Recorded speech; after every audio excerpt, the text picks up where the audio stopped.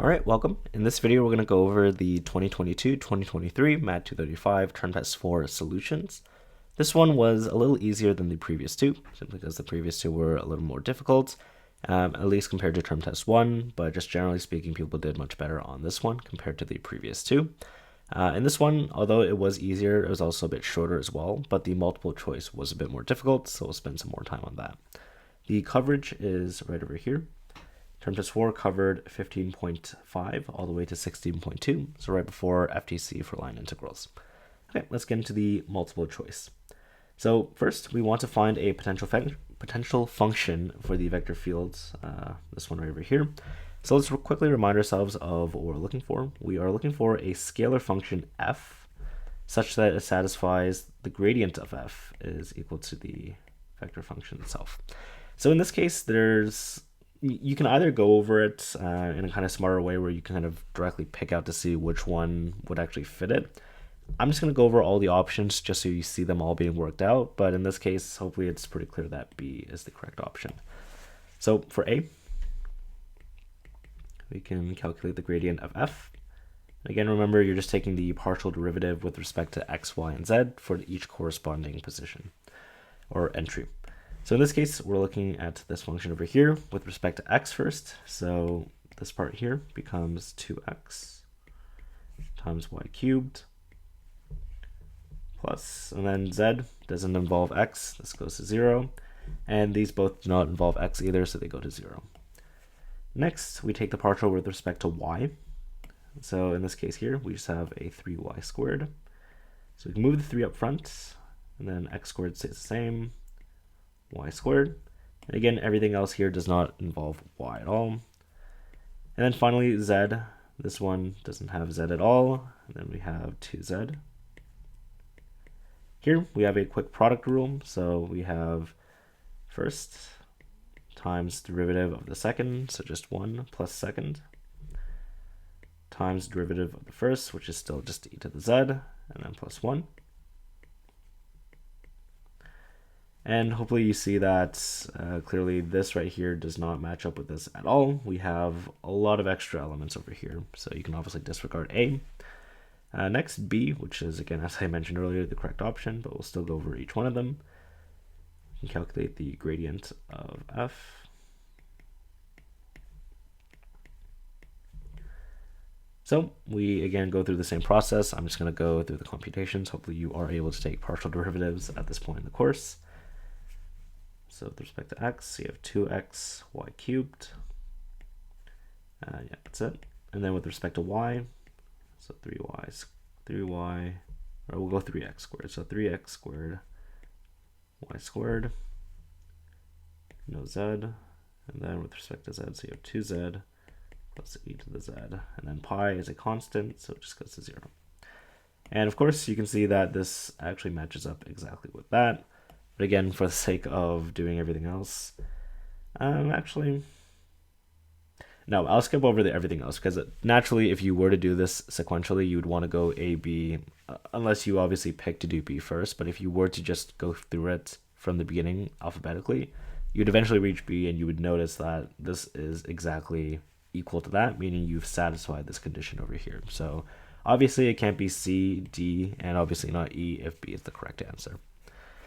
Okay, next, which of the following are not equivalent to this triple integral? So again, this is kind of what I meant by the questions being slightly more difficult, especially because they have an all of the above kind of answer. So in this case, we were kind of forced to go through each option, which is fine. So let's do that. So for part A, we can first of all notice that we've actually just switched to polar coordinates, or I guess cylindrical in this case. So your best bet is to first change, or kind of sketch out the region at least, I guess. So in this case, we can quantify this in terms of x and y, and then from there we can convert to polar. So if we were to extract this portion right over here, and it corresponds to y and x, we know that y is bounded between negative root 1 minus x squared and positive 1 minus root x squared. So you have negative root 1 minus x squared. Let's bounded between y, or it's y is bounded between it. 1 minus x squared. And then you also have that x is between -1 and 1. And what this then looks like as a region, we can quickly sketch over here. So again, this is your x and y. So you have 1, -1, -1, and 1. So effectively, yeah, we'll draw a quick circle over here to see if that's okay. Oops. Oh yeah, that's good enough. Okay, so the idea behind this now is if you take a look, oops, this red part here, again, we're effectively seeing y is equal to negative square root of 1 minus x squared. So this underlined part in red, or the part underlined in red, is effectively that part over there. And in green, we have this part over here. And then hopefully it's also clear that obviously x does go between -1 and 1. So this is actually the region that's kind of being sketched out. And now we can convert to polar coordinates. Where again, we have, again, we're trying to quantify this region. It's simply a circle of radius 1. So we know that r goes between 0 and 1. And theta, because we're going through the full circle, goes between 0 and 2 pi. So again, this is the new kind of quantification. And then the z part, the z part will stay the same, except we just need to remember that we're converting it into cylindrical coordinates. So in this case here, we can take a look here. So we also have that x is equal to r cos theta, which is again part of the polar coordinate conversions. And if we match things up, we'll see that we get exactly this, right? So theta between 0 and 2 pi, r between 0 and 1, and then z, again, we know that in this case, z is between x minus 4 and 2. But remember, x, we're converting to polar coordinates, meaning it's r cos theta minus 4 instead, which is reflected here. And then lastly, 2x, if we just simply multiply this here by 2, you get 2r cos theta, which is exactly what you have here. But then remember, when we're converting to polar coordinates or cylindrical, we need to multiply by that extra r term. So r dr d theta or r dz dr d theta, which is why we have the r squared here, which is why a is indeed equivalent. Next, we can go over b. And hopefully I gave myself enough space. Maybe not. I'll move this down a bit. So b, sort of similar idea, except in this case, notice that instead of a triple integral, we have a double integral. So with that in mind, we basically just evaluated this inner part over here. So we can quickly do that to verify that that is indeed what's going on here. So we have the integral from x minus 4 to 2. I believe our function's 2x dz. So this is just the inner integral, dz. Of course, z doesn't appear here, so it just becomes a constant. So we have, so it's 2x times z, evaluated at x minus 4 and 2. So here you just have 2 minus x plus 4, because again it's 2 minus x minus 4. So you get this right over here. And that just becomes, I believe, x minus, or x plus 6, right? Yeah, here, I'll just figure it out. So you have 2x times 2 minus, oh, that's a big eraser. 2 times 2 minus x plus 4.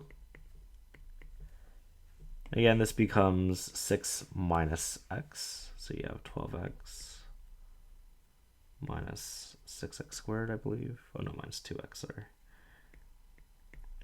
So 12x, again, because you have 6 minus x here effectively, and then you have minus 2x squared.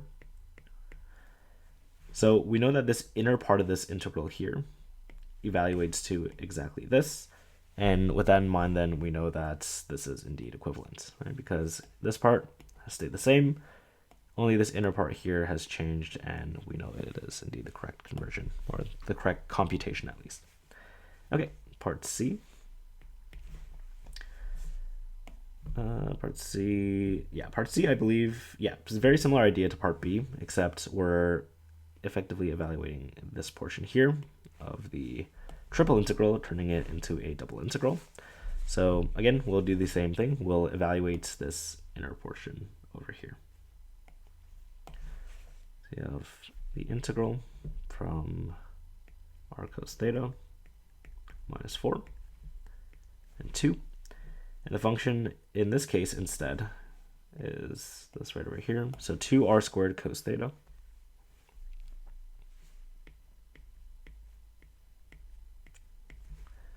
and that is with respect to z, yes, dz.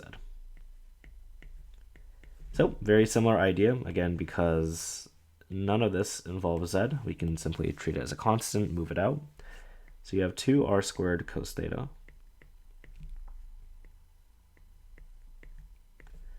this is being multiplied by 2 minus r cos theta plus 4.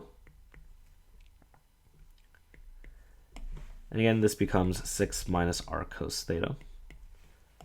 So you have 12 r squared cos theta. And then minus, here you have this multiplied by this effectively. So you have minus 2 r cubed. And then cos squared theta. Because again, you have cos theta times cos theta. And if we look over here, we indeed have exactly that. 12r squared cos theta, and then negative 2r cubed cos squared theta. And then dr d theta, everything else has stayed the same. And that's again how we know this is indeed equivalent. Oh, I should check off B as well. Okay, and last one, this one over here, it does look very slightly different. Notice that the order of integration has changed, which again we can account for. So if we were to just sketch out this region over here as given, it'll look something like this. So in this case, we know that instead of what we had over here, we know it's kind of flipped. We know that now x is being bounded between negative square root of 1 minus y squared and the positive. So we have negative square root 1 minus y squared less than or equal to x less than or equal to square root 1 minus y squared. From here, we can again sketch that region. I'm going to tell you it's a circle, and then I'll explain why as well. So again, similar setup, 1, negative 1, negative 1, and 1. I'll draw that. Oops, eraser's still too big. Here.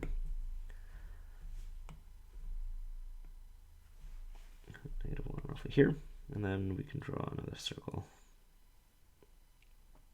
Okay, so here the difference now is we have x as a function of y, but the only thing that really has changed is that instead now you have the positive, or the negative part over here is simply this. Remember previously it was just that this red part was here, but now it's kind of just switched to the left instead. Doesn't really change much. The point is you still have a circle of radius 1 as your region, and of course when we have that we can always change the polar coordinates. Or sorry, we're not even changing the polar coordinates in this case. I think we're just changing the order of integration. So in this case we know that to quantify this new region, we know that we have, let's see. Oh yeah, no, sorry, yeah. Well, we know it's exactly that, right? So we have that. We still have the same exact region, except it's just quantified differently. Instead of having this with respect to x for the constants, we have it with respect to y. So now y is between 1 and negative 1. Sorry, I think up here I drew like this. Sorry, it should be x is between here and here. And now in this case, y is between here and here. And hopefully you see that you have your two functions that are kind of sandwiched between.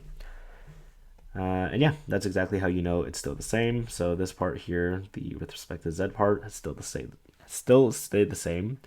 All that's changed is that the order of integration. Yeah, that's all that's changed. And again, we know that's still equivalent. So this is also correct. Hence, in this case, your answer is E. Bit of a long question, but that's usually, unfortunately, how you'll have to go through something like this, especially because there are only 3 multiple choice questions. But yeah. All right, last question. We want to calculate the surface area of the part of the plane, z is equal to 5x plus 3y plus 6, that lies above the rectangle 1, 4, 2, 6. So in this case, we will first write out the formula for our surface area. So area of your surface is equal to, and double integral over whatever region you're looking for the surface area over, of the partial derivatives of z with respect to x and y, respectively, squared, plus 1. So right here, so you have partial z, partial x squared, plus partial z, partial y squared, plus 1. And then you can square all this, and then with respect to, again, whatever region you're integrating over. In this case, we have a rectangular region, so it's very direct and very easy to do it over. In this case, let's see. And yeah, you could obviously write this as f sub x, but that doesn't really matter. Here, we will write this as an iterated integral. That's good enough. So between 1 and 4, and then 2 and 6. In this case, I don't believe the order really matters. But yeah. So here we can calculate, we should also calculate the partials. So over here, partial z, partial x. Again, x is a variable, so we're only looking here, 5. And then with respect to y, same idea, except this is just 3. So now we can just plug this in. So you effectively have 5 squared plus 3 squared plus 1. And then because we chose to do it in the order they gave us, this is again x and y, meaning we have y on the inside, x on the outside, so dy dx.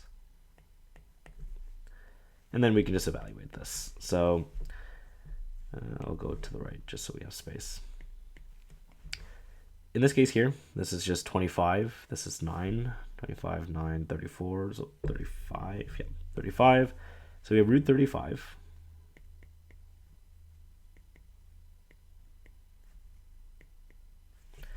And then from here, we can just multiply by the iterated integrals. So in this part, we effectively move this out, and then you're just integrating over 1, which is a constant. So you'll just get y on the inside evaluated at 2 and 6, which is just 6 minus 2. And then once you pull that out, you're left with this iterated, or just single integral, which is again 1, it becomes an x evaluated at 1 and 4, so you get 4 minus 1.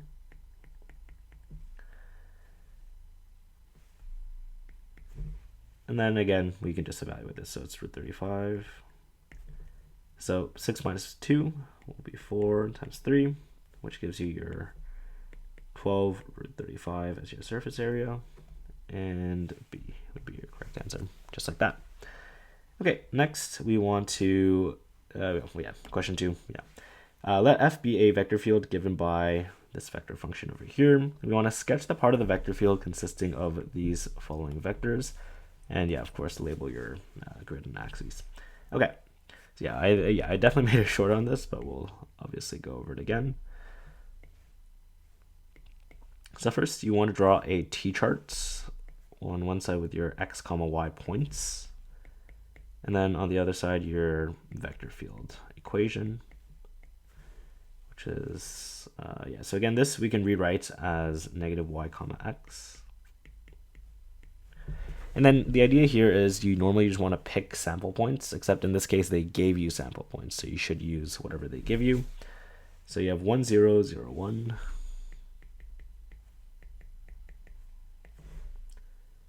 1, 1, and negative 1, negative 1.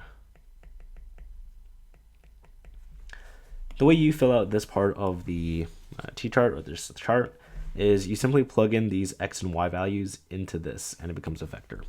So, for example, for the first one, we have x is equal to 1, y is equal to 0, meaning this becomes a 0, and this becomes a 1. So you have 0, 1. And then exact same idea for the rest of these. So x is equal to 0, y is equal to 1. So y, here we have negative y, so negative 1, and 0. And then 1, 1, So both x and y are both 1. So here, obviously, you just have negative 1, comma 1. And then lastly, you have negative 1, meaning both of them are negative 1. Here we have negative times negative, negative 1 times negative 1, effectively. So you have 1, comma, negative 1. Okay. Once you have that, you can then sketch out a Cartesian plane. So you can obviously sketch out your vector field.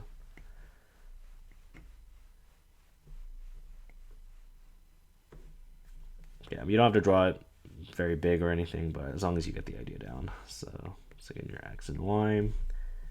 I think I went up to 3. So 2, 3, negative 1, negative 2, negative 3, negative 1. Yeah, I don't have much space here. Whatever. Negative 1, negative 2, negative 3, and 1, 2, and 3. Yeah, it's definitely, it's not the best spacing, but that's fine. Okay, so after you have your Cartesian plane, the way you want to sketch these is first you start by plotting out the sample point. So in this case, 1, 0. And then from there, you can draw the vector starting at that point as the tail. So in this case, if we look over here, we go 0 in the x direction and 1 in the y direction. So we go exactly over here. And usually this in and of itself kind of quantifies your magnitude, so you don't really have to worry about that from there. Next, 0, 1.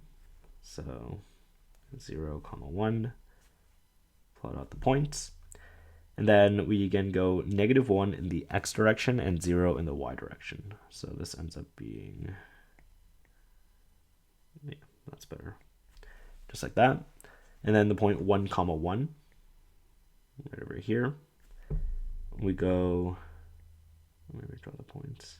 So we go negative 1 in the x direction. Let me draw that better. Whatever. Negative 1 in the x direction and 1 in the positive y direction. So it kind of goes like that. And then lastly, you have negative 1, negative 1, roughly over here. In this case, you go 1 in the positive x direction and negative 1 in the negative y direction. So this is what your vector field roughly looks like for these given sample points at least. Okay, next we want to, so let's see consist of the line segment from 2 to 0, from 2, 0 to 0, 0, followed by the line segment from 0, 0 to 0, 5. We then want to evaluate the line integral using the definition of a line integral. So this is why it's important. We're evaluating by the definition, meaning we can't just use fundamental theorem for line integrals. But yeah, let's get into this. So first we want to sketch the region, or sketch the curve, I guess. So yeah, this leaves enough space, I think. Something like this, and then yeah, it's not going to be to scale, but that's fine. So here, let's say we have 2. Meaning this point over here is obviously 0, 2, or sorry, 2, 0. X and Y. Yeah, and then we have the origin over here. And then up here we have our points. I'll just draw a line through it. 5. So this is our points 0, 5. So our first line segment is over here from 2 to 0, 2, 0 to 0, 0. So, oh yeah, it's raining. C1. And I'll highlight this in yellow just so it's super clear. And then the second portion I'll highlight in green. Yeah. So these are our 2 line segments. Again, they are joined together, so we can again, C is this entire thing, right? So we can call this C1 and C2, and then we can say that C is the combination or the sum of these two. So our overall kind of path or line segment C can be broken down into C1 plus C2, which is useful when it comes to computing the line integral over here. Okay, next we want to parameterize these lines over here. I remember there's some kind of way of like always doing it where your interval is between 0 and 1, but that tends to be a little confusing sometimes. So I'm going to go with the parameterization that they use in their solutions. So for C1, we can parameterize it as follows. We always want to keep in mind that our parameter needs to be increasing. Right? And again, notice we're kind of going backwards over here. So there are a few different ways of doing this. The kind of typical way we do it is you will start at your, like, instead of doing like, for example, 0 comma t, and then t goes from, I don't know, like 0 to 2, you kind of have to think backwards. So in this case, we have to do 2 minus t. And then from there, because your parameter t is increasing, you're effectively going to be decreasing. That kind of makes sense. The point is you have to, like, your t is negative effectively. Anyways, so in this case, we can say that x is equal to 2 minus t. Yeah, and then y is equal to 0 in this case, hopefully for obvious reasons. In this case, obviously the y value does not change. And in this case, t is between 0 and 2. Again, notice that our values of t are increasing. And you can obviously check this as well, right? If you plug in t is equal to 0, you have 2 minus t, which is 2 minus 0, so you start at 2. And then once you're at 0, so when t is equal to 2, you get 2 minus 2, which is equal to 0, so that gets you that point. All right, next, C2. We also want to parameterize this line. Here, notice that this is a vertical line, so x is equal to 0. But notice we're going in the positive y direction, so in this case we can quantify this as usual. So y is equal to t, I believe. Yeah, y is equal to t. And obviously here t goes between 0 and 5 this time. Okay, with that out of the, voice crack. With that out of the way, we can, here, actually, yeah, I'll move these over and then we'll draw out the vector equations.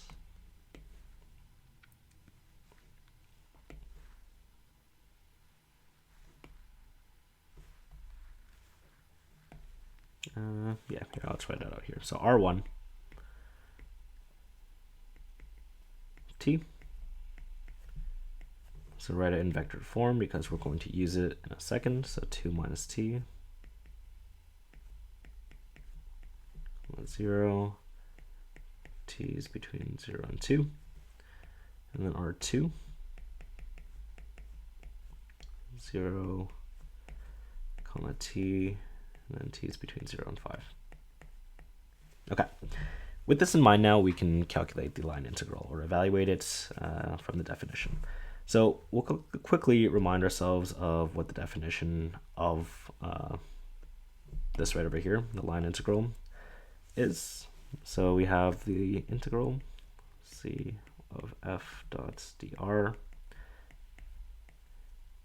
We can rewrite it as follows. So in this case, we're going to assume that we're going to assume our parameters our parameter goes between a and b, and that's going to be our limits of integration.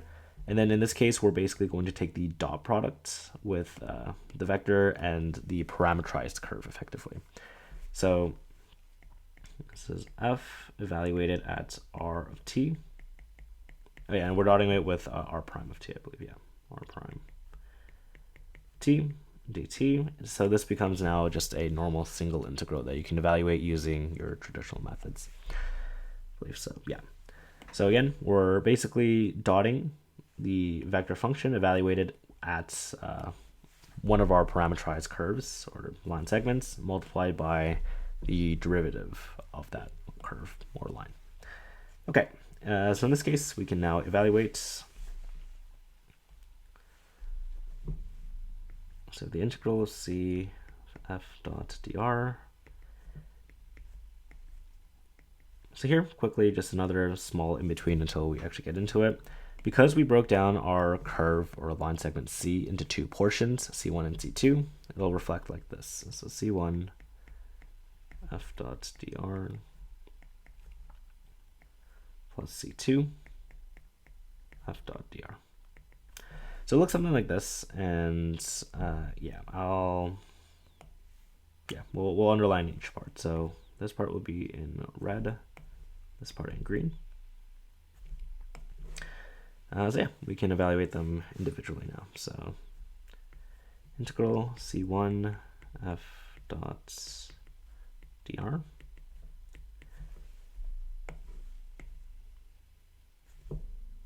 And again, we can make use of R1 as well as just, I guess, C1 in general as well.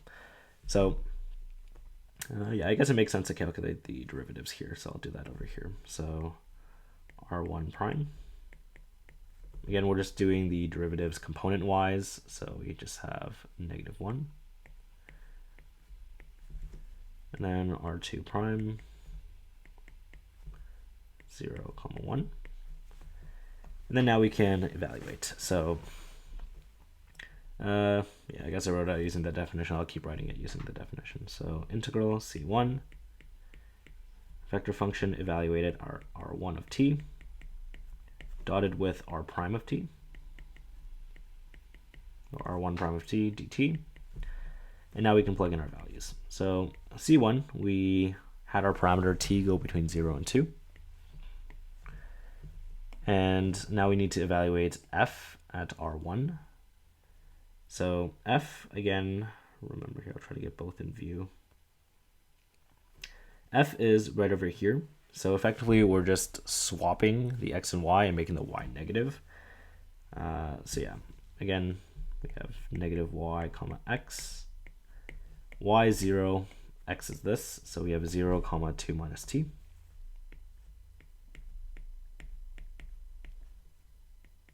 I believe, yes. And then we're dotting this with R prime of t, which we calculated here to be -1 comma 0 dt. So here we just compute the dot product. So 0 times -1 is 0. And then we have 2 minus t times 0, which is obviously still again 0. So 2 minus t times 0 dt, meaning this is just equal to 0. Next, we can calculate the line integral with respect to C2. So we'll do that over here. Integral C2. And I'll underline this in green. So same idea. We'll write out the parameterized, or I guess we're still doing C1 then. Oh yeah, this is a mistake. This should be, yeah, this should be already between 0 and 2. Whoops. 0 and 2, in this case 0 and 5 for this one over here. And then our function, or vector function evaluated at R2 of t, dotted with R2 prime of t dt. Okay, and then now, exact same idea here. We have R2 is 0 comma t. So x is equal to 0, y is equal to t, meaning we have -t comma 0 instead.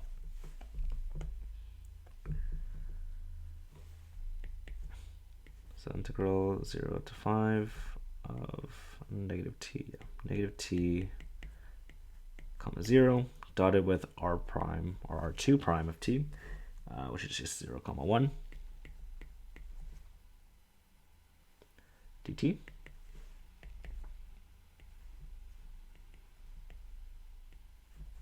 Here, -t times 0. Okay, I can just do it directly, but let's do it like this. So -t times 0 plus 0 times 1 dt, which is very clearly just equal to the integral of 0 to 5. Should I write 0 over here? Oh no, I just wrote 0 over, yeah. Obviously it's 0. This part is 0, this part is 0, and then obviously the integral over anything with 0 is just equal to 0. So from there, you can then conclude that the line integral over C of f dot dr is equal to, again, the line integrals over C1 and C2 added together, which is 0 plus 0, which is equal to 0. So eventually, if you do watch this and you do learn about FTC for line integrals, you'll understand where this comes from. Again, this has to do with the fundamental theorem of line integrals. You can quickly show that it is equal to 0 after you check that this is indeed conservative, and then from there, it's much easier computation.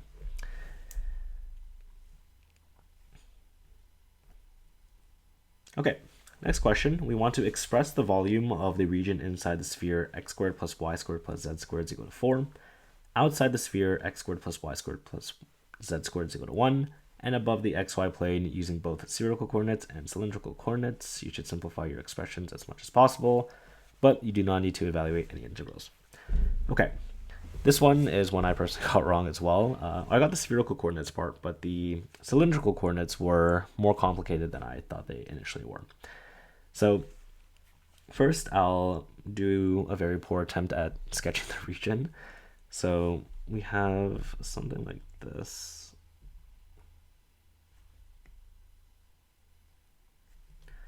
And then we want to draw the inner sphere. So yeah, don't worry, I have a very nice sketch prepared already. So even though mine's going to be pretty tragic, it's okay. How did I sketch it? Here, we'll just draw ovals, honestly.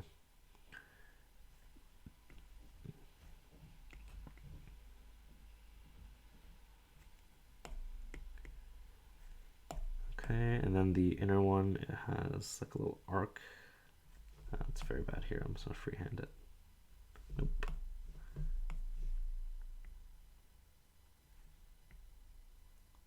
Okay, very poor drawing nonetheless. But hopefully you see that we basically have an inner sphere here and an outer sphere. Both are hemispheres or semisphere, whatever you want to call them. The point is they're half spheres. This is what it actually looks like. We have a nice picture over here. And yeah, so yeah, this is what I poorly attempted to draw here. So here you have like an inner sphere over here, and you have another bigger one out over here. So first we'll start with spherical. It happens to be the easier one to do.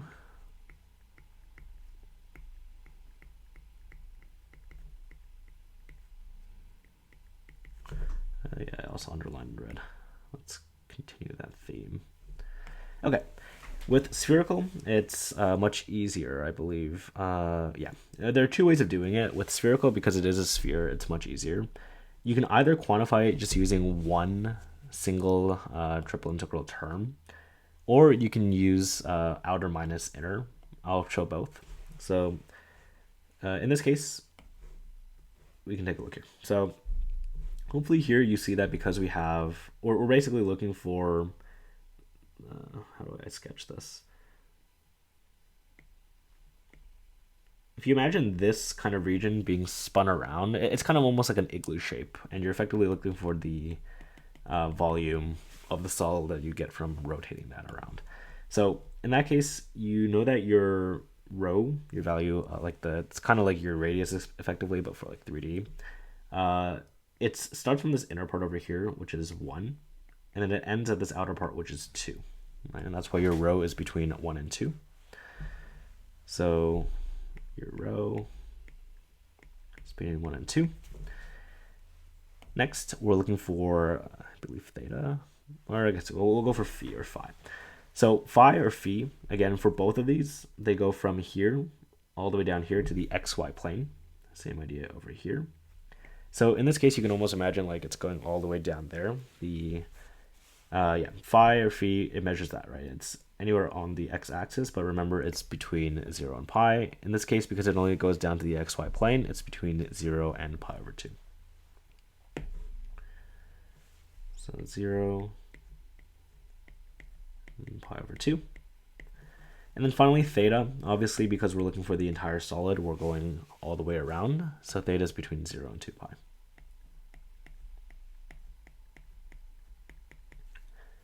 Okay, and then with this in mind, we can then set up the triple integral. So we then have the volume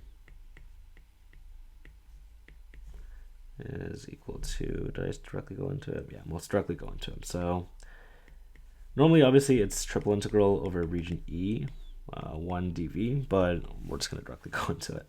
So again, remember the order of integration for spherical is d rho, d phi, d theta. So theta is first on the outside. So d rho, d phi, so phi is next, 0 to pi over 2. And then rho obviously is last. Oh, remember 1 and 2. 1, 2.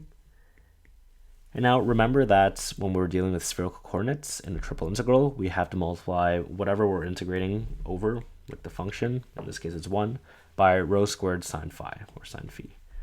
So we have rho squared sine phi, or sine phi, and again d rho, d phi, d theta. And yeah, that's it. So this is for spherical, and again, this is one of the ways. I'll write the alternative over here. Let me take a look at this. So the alternative way of seeing, good enough. The alternative way of seeing it is you can do the outer sphere's volume minus the inner sphere. So if you imagine like a big igloo again, you can basically find the volume of the entire thing and subtract that little inner portion, and that gives you the same thing. So the outer one we can quantify as follows. We can again pretend that there isn't anything in here anymore, meaning that your rho goes between 0 and 2 instead now, I believe. Let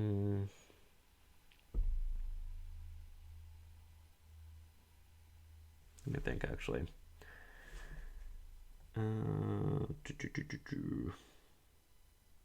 Yeah, I believe it should be 0 to 2. Yeah. So 0 to 2 pi. 0 pi over 2. So this stuff still stays the same. Again, we're still going all the way around. We're still going from here to here. But now all that's changing is we're looking for rho that goes between 0 and 2 instead. Then you have, again, same thing here. So rho squared sine phi, and then d rho, d phi, d theta, minus. So again, this is the outer minus inner. And now we have the inner, which is again 0 to 2 pi, 0 to pi over 4, pi over 2. Oops. And then here, instead of going from 0 to 2, we go to 0 to 1. Go from 0 to 1. And then inside, still the same thing. So rho squared sine phi, then d rho, d phi, d theta. Just like that. Okay. The cylindrical case is the more difficult one to conceptualize. Hopefully the spherical was very straightforward, but yeah, cylindrical gets a little more complicated. I'll try my best to explain it clearly. So cylindrical.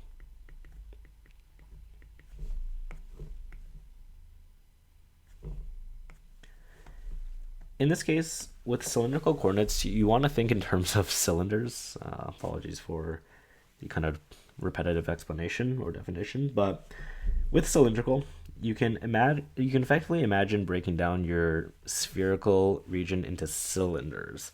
So what you're effectively doing is you're finding the volume above this cylinder, and you're adding it with kind of like a bigger cylinder's area as well, if that kind of makes sense. So like with spherical coordinates, for example, it's pretty easy to find like something like this, for example, where you can find like the volume outside of this, as well as just obviously the volume of any cylinder as well. So what we're effectively doing is this. And again, you can kind of imagine this being three-dimensional, but we're effectively calculating the volume over this region here, or this kind of the cylinder effectively, and we're adding it with this right over here.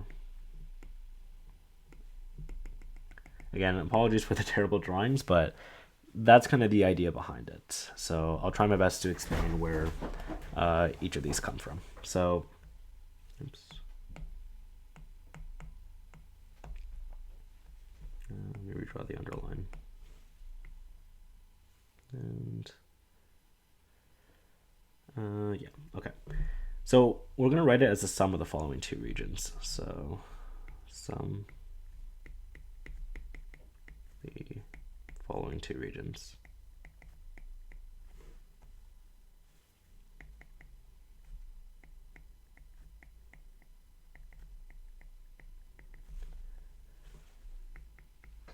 Okay. The first one is going to be the one I described. That's kind of over this, I don't know if you can see that, but that is indeed green. And it looks like the following. So hopefully you can see that your radius r, right? It's just between 0 and 1. And theta is also between 0 and 2 pi, I believe. Yes, theta is between 0 and 2 pi. So we'll write that out first.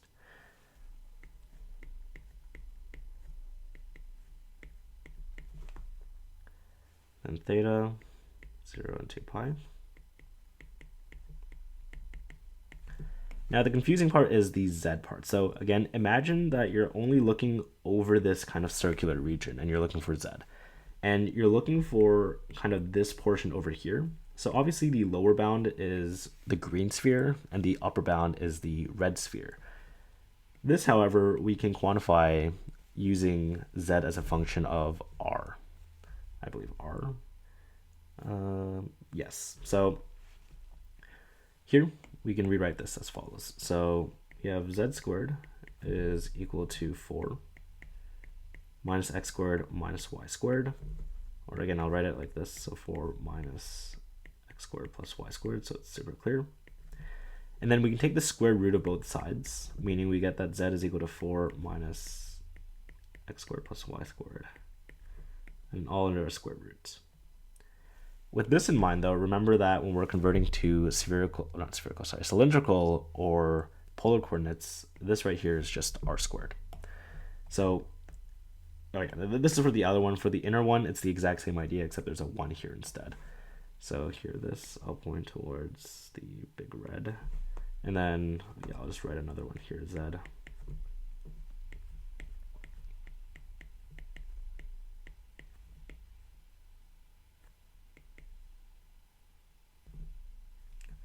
And this one is for the inner green one. Okay. So with this in mind, then, we know that the z, kind of the height, goes between the green sphere up to the red sphere. So we know that the bottom is 1 minus r squared.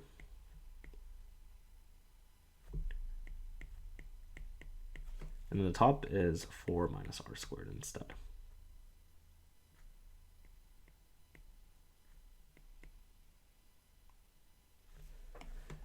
Okay, so that's the first region. The second region is again the region that is kind of like over here, right? So you can kind of imagine this.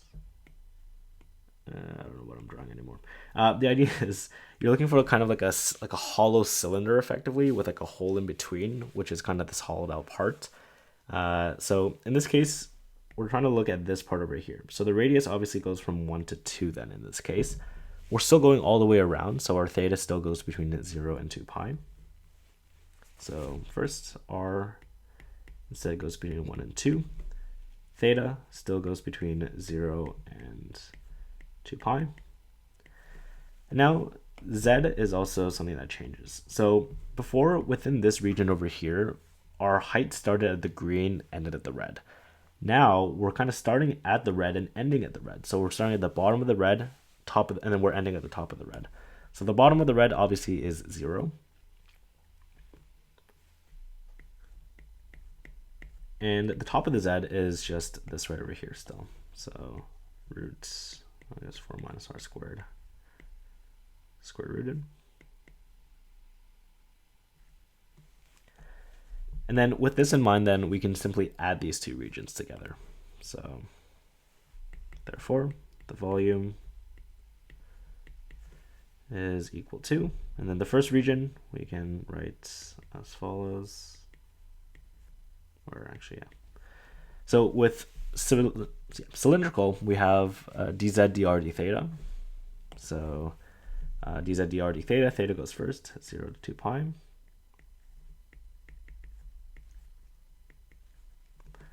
And then dz dr d theta. So r goes next. We have 0 to 1.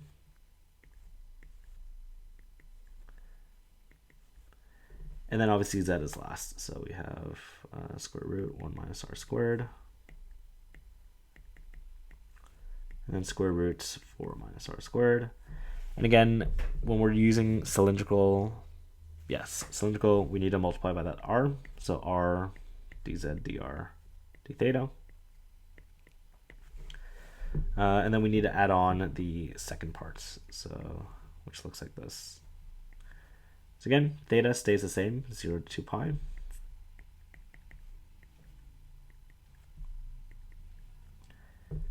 Instead though, our r goes between 1 and 2. And then z now goes between 0 and square root of 4 minus r squared. And again, r dr, sorry, r dz dr theta, dz dr theta, and that's how you would quantify this region. I think the alternative, yeah, here, I'll also write out the alternative, which you can do as such. So the alternative way of doing it is to simply quantify, because you can obviously quantify a sphere using cylindrical coordinates as well. So the red sphere, you would take kind of this base, and then the lower bound for z would be 0. The upper bound would be root 4 minus r squared. Right. So again, this part over here, theta goes between 0 and I guess 2 in this case. Sorry. Yeah. And then up here, same idea, 4 minus r squared, or square root of that. So we can also have that the volume is equal to the following. So again, outer minus inner. The outer still 0 to 2 pi. Except now the radius goes between 0 and 2. And then z goes between 0 and 4 minus r squared, which is the equation of the red sphere in polar or spherical coordinates. Okay, so 0 to square root of 4 minus r squared. And again, still r dz dr d theta.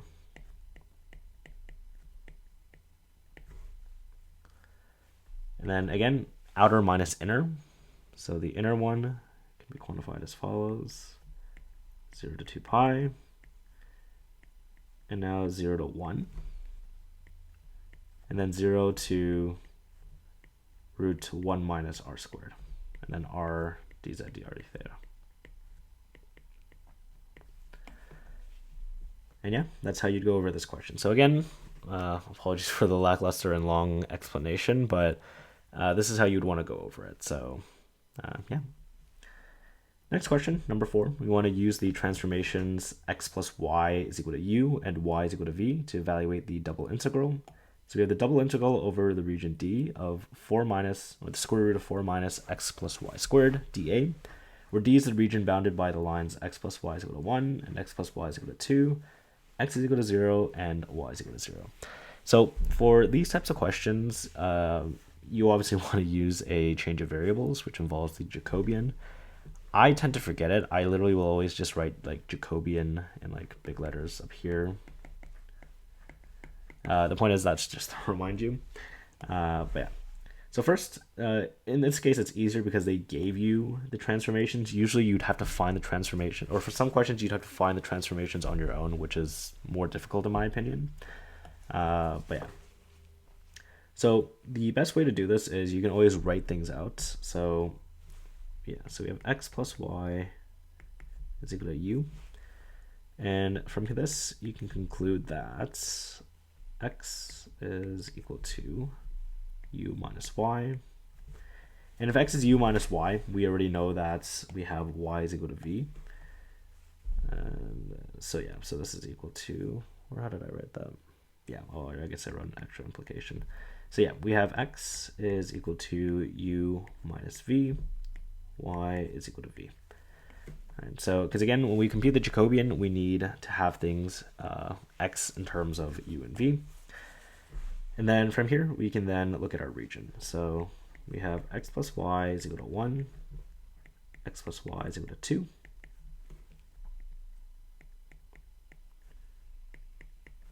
Both of these have implications. So if we look at what x plus y are equal to, if we add these together, you have u minus v plus v. So obviously you just have u.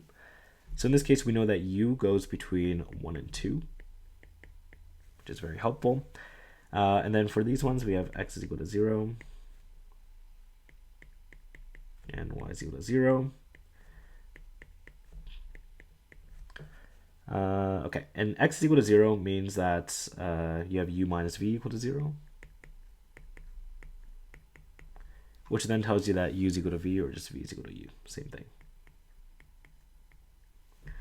Y is equal to 0 just means that v is equal to 0.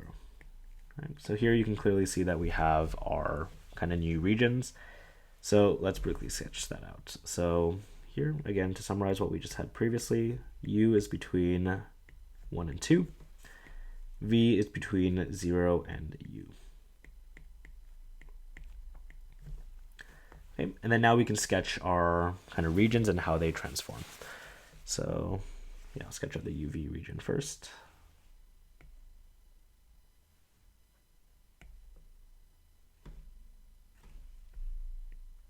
So U and V. Okay, so we know that U goes between 1 and 2. V we don't really care about because it's just between 0 and V, so as long as we draw these out, it's fine. So let's draw out like this. I would use dotted lines, but GoodNotes does need to add that first. So these two red lines are u is equal to 1 and u is equal to 2. Excuse me. And then we can just draw a direct 45-degree line over here, and this would be v is equal to u. So the region that we're effectively sketching over, or sketching, is just this region over here. I can do a better job if I turn it around. Okay. So this is the region, and again, we're going to transform it. I'll just also sketch out the initial region, which you don't really need to do. They did, so I will as well. But we're effectively transforming this. And here, I'll actually move these up a bit.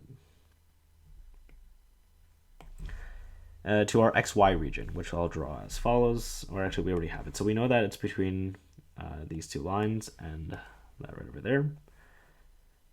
So I'll also draw that out here. Except this is in X and Y coordinates. So yeah, X is equal to 0, Y is equal to 0. I'll just draw red lines over the coordinate axes.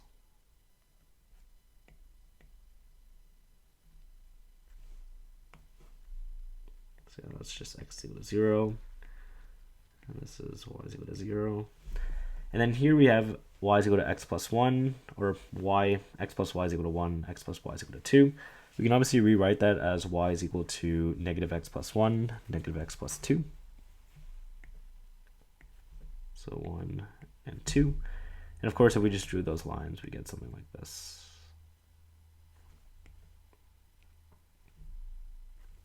So this we can label as 1 and 2.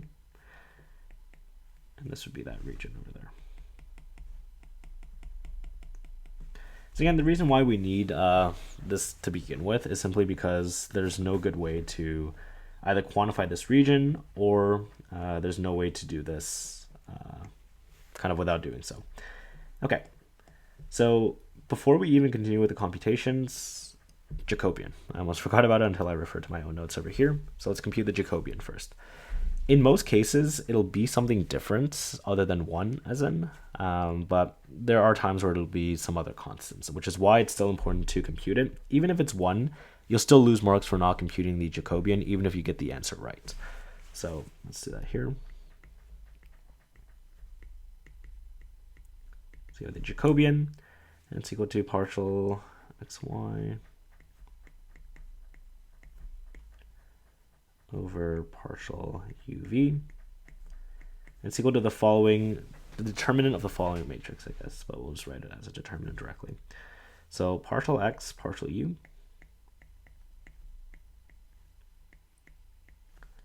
partial x, partial v, and then partial y, partial u, and partial y, partial v. Yeah, I'll move this down so we have more space as well. Here, we can just plug in the values, and we can compute them really quickly. So partial x, partial u, this is again why we needed this. Partial x, partial u is a variable, that just becomes 1. Partial x, partial v is, we have negative v, so it's negative 1. partial y, partial u. U doesn't appear here, so it's just 0. And because y is equal to v, partial y, partial v is just 1. Okay, computing these numbers here, the determinant, we have 1 times 1 minus -1 times 0, which is just equal to 1. So again, the Jacobian is just 1, but we still need to compute it to get full marks. Okay, I guess I also wrote the transformation out. I'll write it over here as well. So t, our transformation, takes in u comma v, and it spits out the following points. Or does that make sense? Yeah, okay, whatever. We'll write it here for now. If it's really wrong, I'll correct it later, or it won't really matter. V, where again, x is a function of g of u and v, so u comma v. Y, similar, to also a function of u and v, what was called h, is equal to v. Okay, now we can actually get to computing the double integral. So we have the double integral.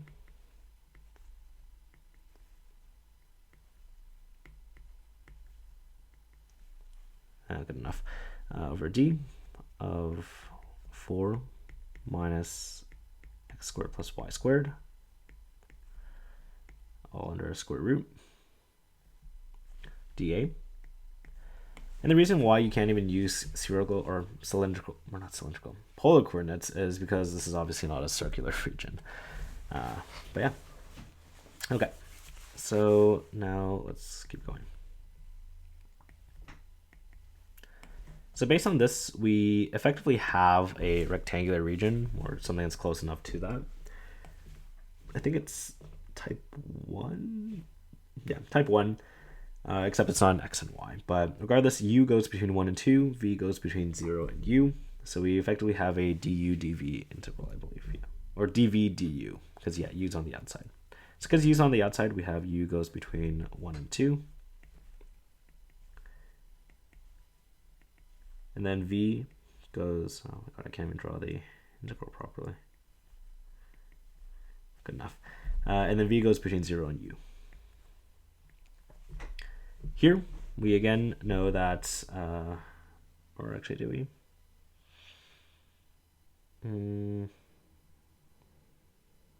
Oh yeah, that makes more sense. Yeah, I was like, yeah, this doesn't make sense if we have this. This is like this squared.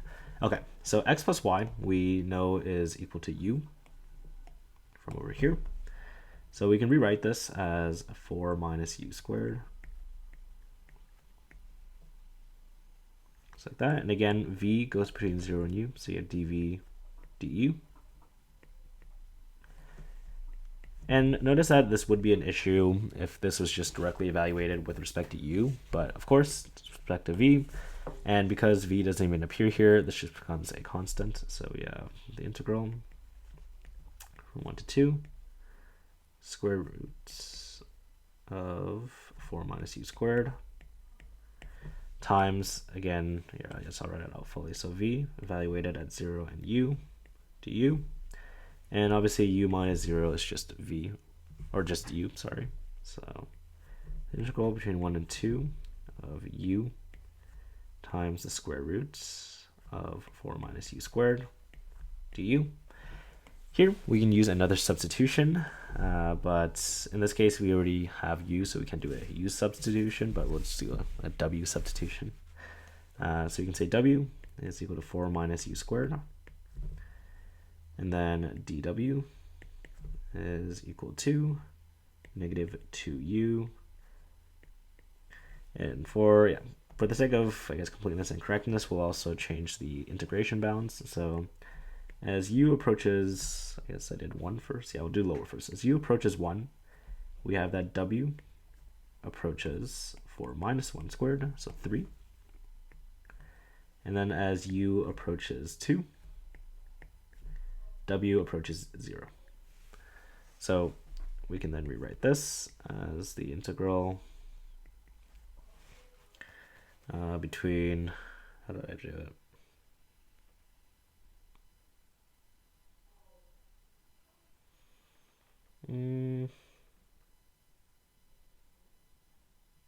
Yeah, I guess so. Okay. So anyways, the idea is we have W over here now, and we need a dW. Oh, I should write du here. du. So we need to multiply a -2 over here, but we can multiply a -1/2 out there to kind of make sure that we're not just multiplying by -2 out of the blue. So in this case, yeah, here, actually, I'll write this out fully. So we have -1/2 integral between 1 and 2 of -2u square roots of 4 minus u squared du. And now we can make our substitutions. So w is 4 minus u squared, dw is -2u du. And then again, our integration bounds or limits have also changed. So instead, we're going between 0 or 3 and 0, I believe. Yeah, 3 and 0. And then this just becomes the square root of w dw. And then obviously we can evaluate that. So that's -1/2. This we can write as w to the 1/2. You can think of what happens if you take the derivative or the integral. So you add 1 to it, 3 over 2. You have to multiply by 2 over 3. W to the 3 over 2. And we're evaluating this at 3 and 0. I believe, yes. Yeah. So here, 2 and 2 cancel out, so we have -1 over 3. And then we have, what do we have? Yeah, b minus a or a minus b.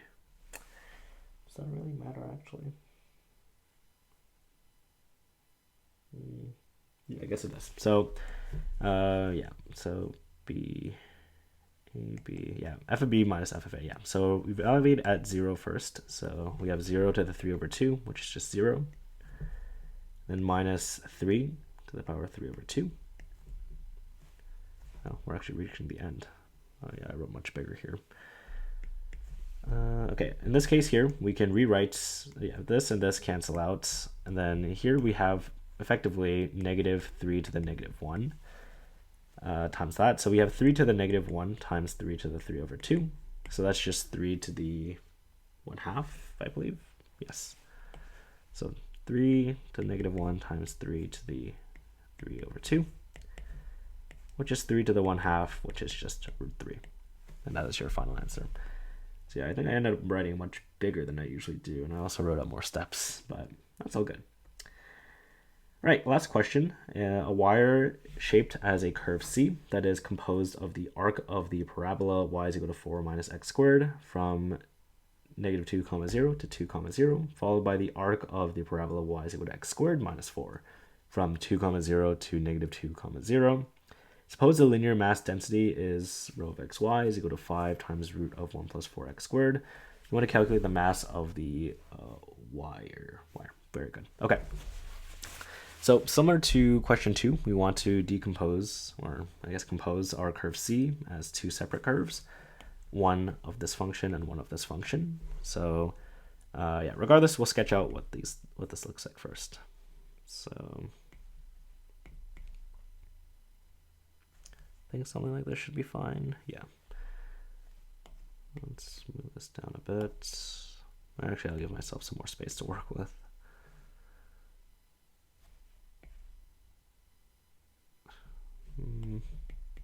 Yeah, close enough.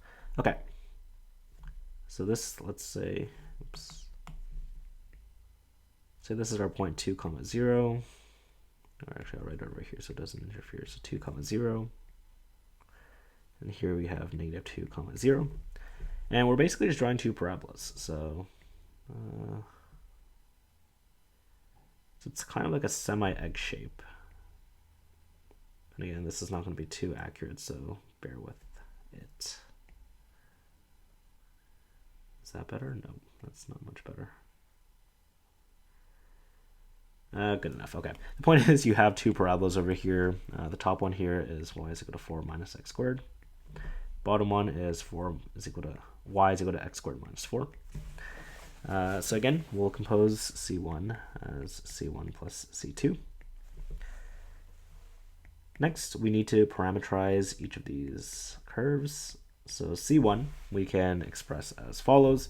Usually whenever you have like kind of like a curve that's an equation in terms of x and y, you can easily quantify, parameterize it as setting x as just equal to t, and then y will just be whatever this function is, but you're just replacing x with t instead.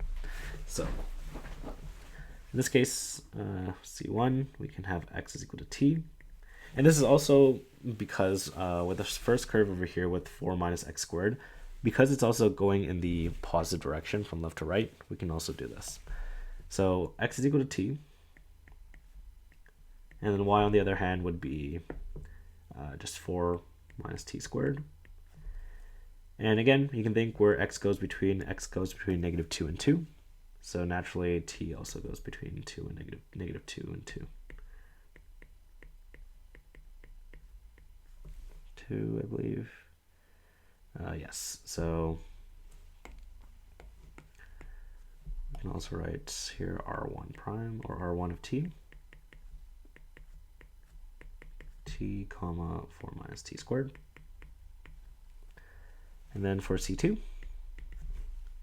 so C2, it's slightly different. Because we're traversing in the opposite direction now, we do also have to change the direction on, or just change t to negative t.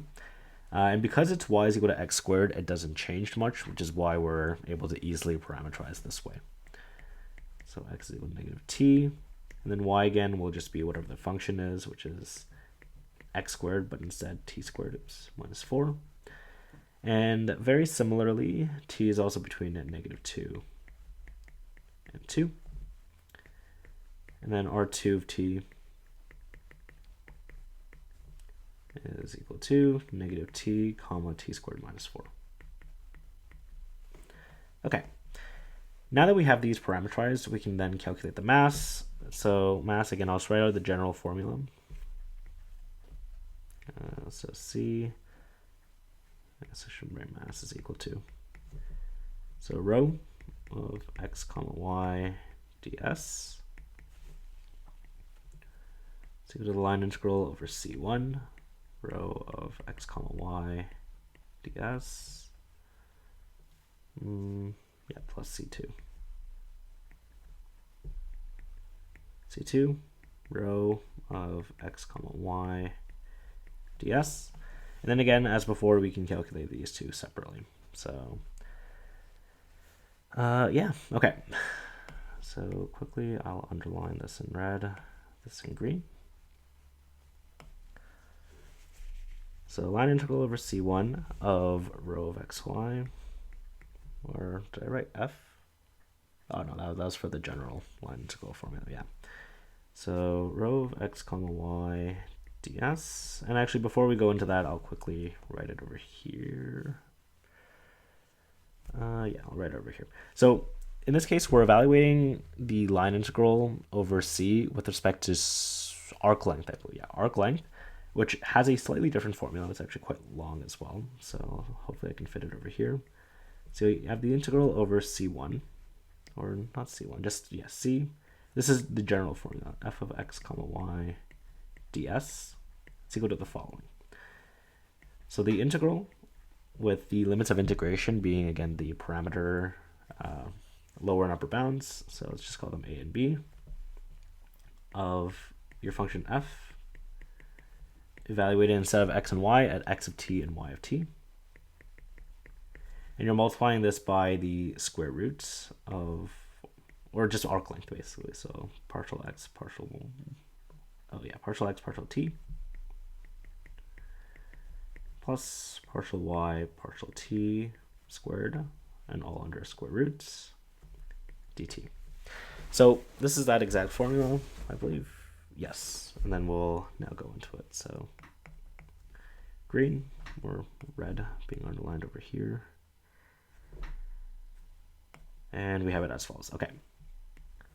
So C1, again, we parameterize as being between negative 2 and 2. Our density function is rho of xy, so 5 times square root of 1 plus 4x squared.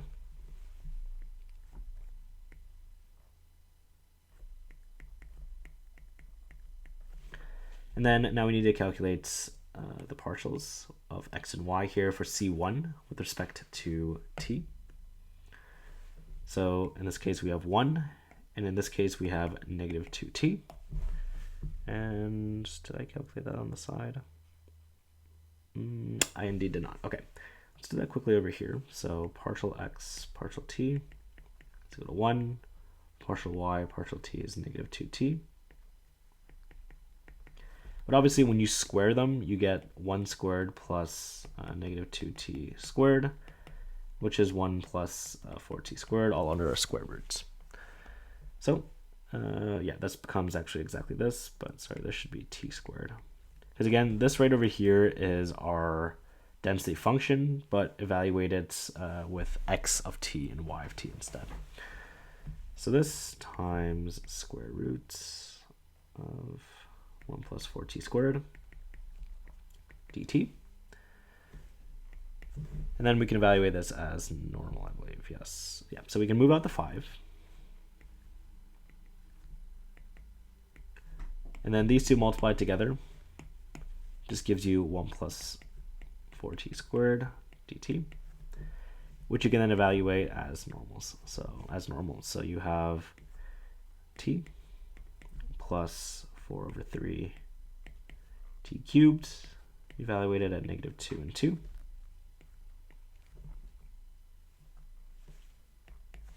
Am I gonna run enough space? No, that's good. I think I have enough space for this. Yeah, this one I'm gonna try to cut down the.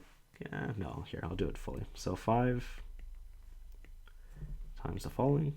So you have 2 plus 2 cubed is 8. 8 times 4 is 32. And then minus negative 2 now. So you have negative 2.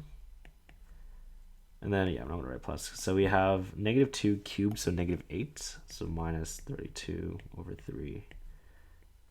Like that.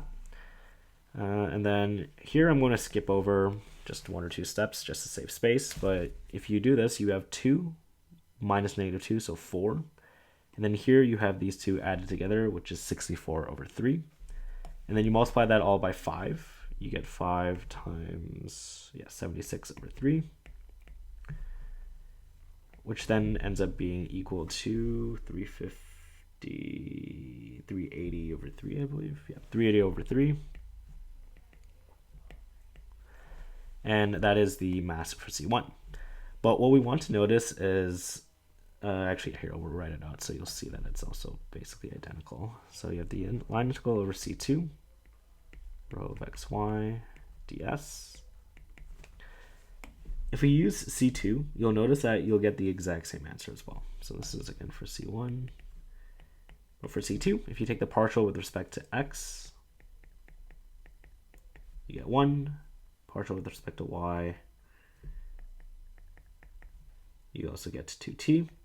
And obviously, if you square both of these, you'll still get exactly 1 plus 4t squared under a square root.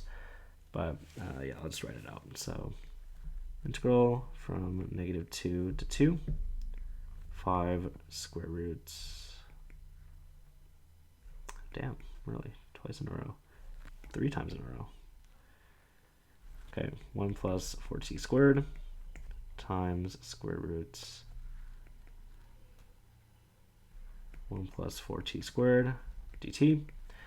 And you'll notice that it's identical to this right over here. So we can then just conclude that this is also equal to 380 over 3.